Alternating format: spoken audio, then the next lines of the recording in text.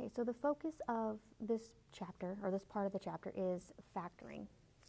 We're going to start by what do we do once it's factored? How do we actually solve it?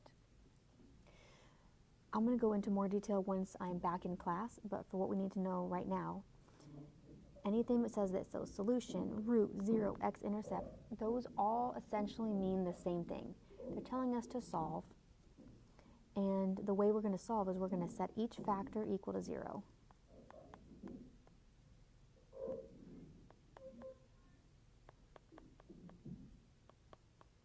So we're going to solve by setting each factor equal to 0.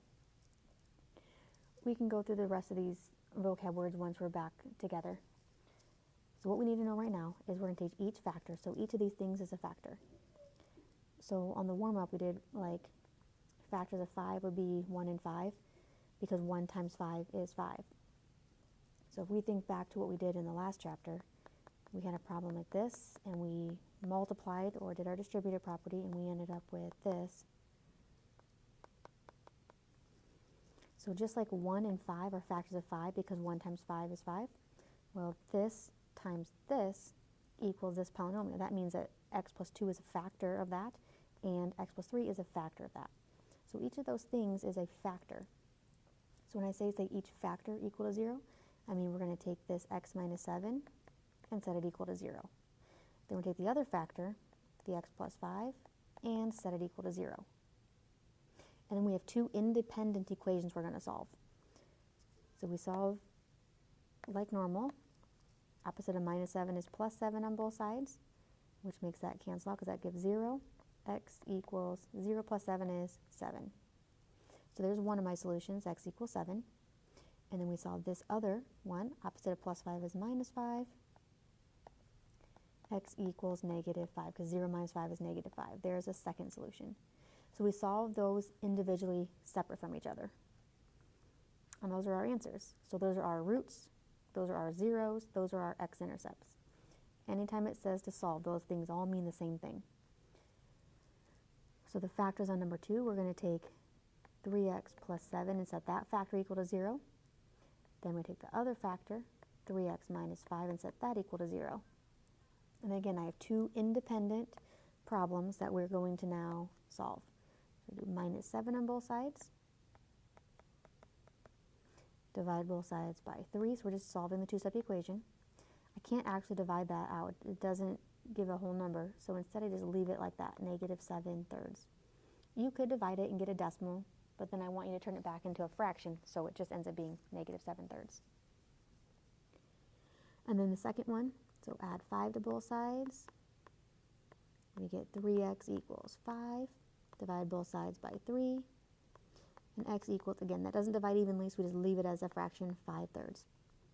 So our two answers here are x equals negative 7/3, and it's x equals 5/3. So we're taking each factor, set it equal to 0, and then solve each one separately, just like we solve a regular equation. Okay, next two look a little bit different. Number 3 actually has 3 factors. So we have the factor of 2x, so I have 2x equals 0. Then I have the x plus 1, so x plus 1 equals 0. And then 2x minus 3, and that equals 0. Solve each one like normal. So the first part is we're going to divide by 2. And then x equals 0, because 0 divided by 2 is just 0.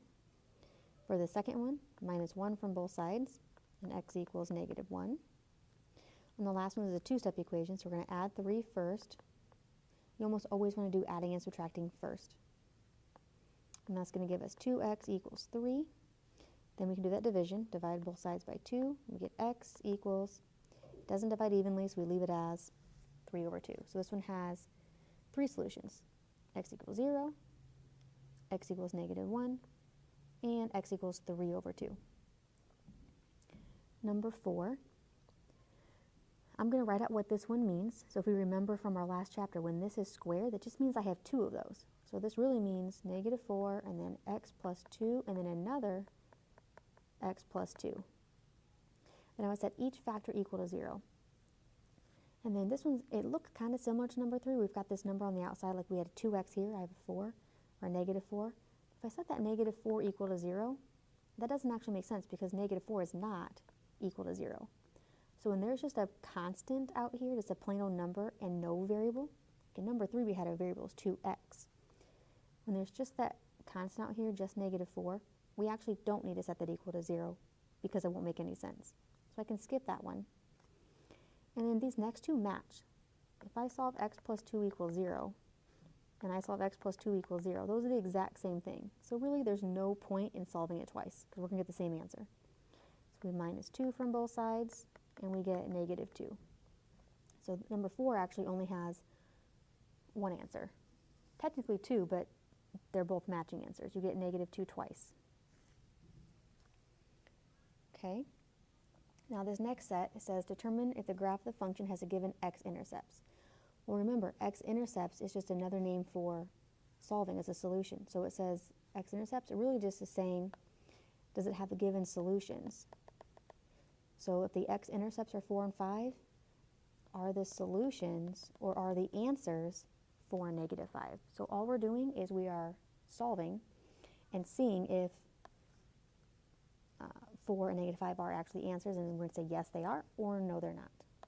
So I'm going to set each factor equal to 0, so x minus 4, set that equal to 0, and x plus 5, set that equal to 0. I'm going to solve each one, so I'm going to add 4 to both sides, and I get x equals 4. Here I'm going to minus 5 on both sides, and I get -5. So if we need to see the work, I'm adding 4. And here the work is I'm minusing 5. So 0 minus 5 is -5. So I got the answers of 4 and -5. I want to know, does that match 4 and -5? Yes. So then are these solutions? Yes. So again, that word x-intercepts, if you don't like that, it just means are these solutions? Are these the correct answers? That's all that's asking us. Are these 8 and 2 the correct answers? So let's try this one. So here we have like a number 4. We have that 3. Well, it doesn't make any sense to say 3 equals 0. So we can skip that. Then we have x plus 8, set that equal to 0. And x minus 2, set that equal to 0. And then we just solve, so minus 8 from both sides. X is -8. And here we're going to add 2 to both sides. So x equals 2. So the answer should be -8 and +2. Well, we have the +2, but this one says it should be a +8. So were these the correct answers? No, they were not, because it should be a -8. So again, all we're doing is we're just verifying that those are the correct answers. And then hopefully we're starting to understand, so I'm just going to kind of quickly set these up and go through the answers. So setting each factor equal to 0, 2x minus 1 equal to 0, x minus 7 equal to 0, and 4x plus 3 equal to 0. So there's 3 factors this time. Add 1 to both sides, we get 2x equals 1. Divide by 2, we get x equals 1/2. This one we're going to add 7 to both sides, so we get +7. And here we're going to minus 3, and we have 4x equals -3, divide by 4. And we end up with x equals -3/4. So let's check our answers. 1/2 matches 1/2, yep. +7, yep. -3/4 and -3/4. So yes, those were all the correct solutions. And even without solving number 8, I can already tell they're not right because I have 1, 2, 3 factors, but they only have 2 answers. So just to make sure we're understanding, my equations would be 5x equals 0, x plus 9 equals 0, and 7x minus 1 equals 0. So this would give me x equals 0. This one gives me x equals -9. This one gives me x equals 1/7. And they said the answers are going to be 4 and -5, which is definitely not true because the answers are 0, -9, and 1/7. So if the only thing you remember from this, we take each factor, set it equal to 0, and then just solve the regular equation. And then this is a lesson that's kind of not going to go away. So in every lesson we're doing afterwards, part of each of those lessons will involve setting the factors equal to 0 and solving. And then I'm going to try to keep using these words interchangeably. So sometimes you're going to hear me and see written x-intercepts. Sometimes you're going to hear me say or write zeros, and sometimes you're going to hear me say roots. But really it just means solve, find the solution.